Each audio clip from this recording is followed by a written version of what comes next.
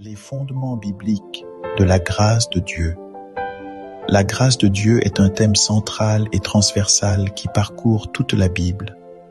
Du début à la fin, les Écritures dévoilent la nature étonnante et l'abondance infinie de la grâce divine.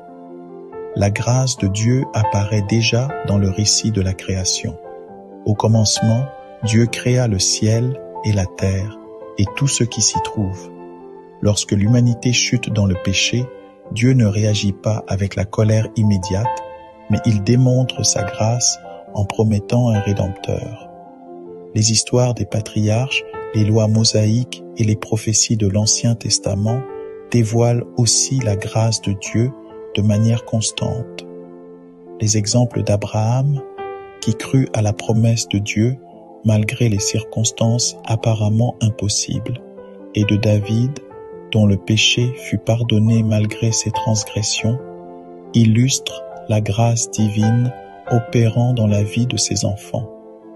Les psaumes regorgent de louanges à la grâce de Dieu.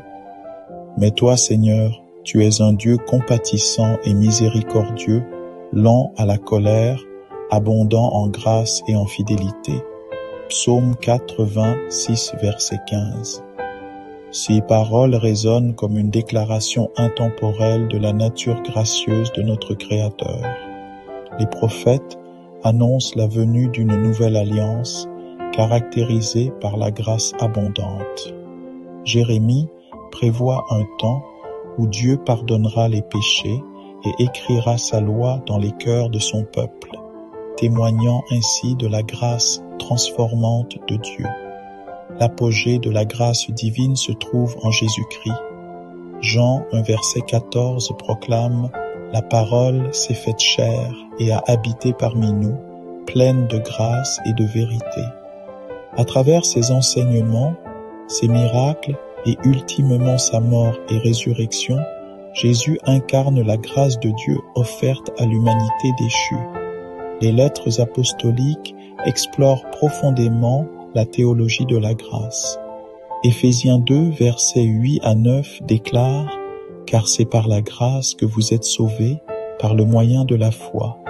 Et cela ne vient pas de vous, c'est le don de Dieu.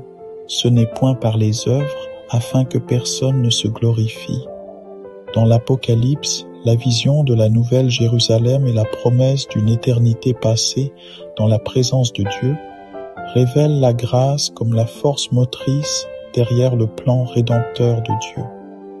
Pour finir, la grâce de Dieu est tissée dans toute la trame de la Bible. C'est une force vivifiante, un cadeau inestimable que Dieu offre à l'humanité.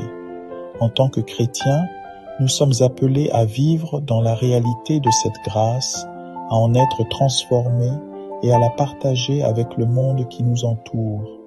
Que la grâce de Dieu soit la fondation de notre foi et la source de notre louange éternelle.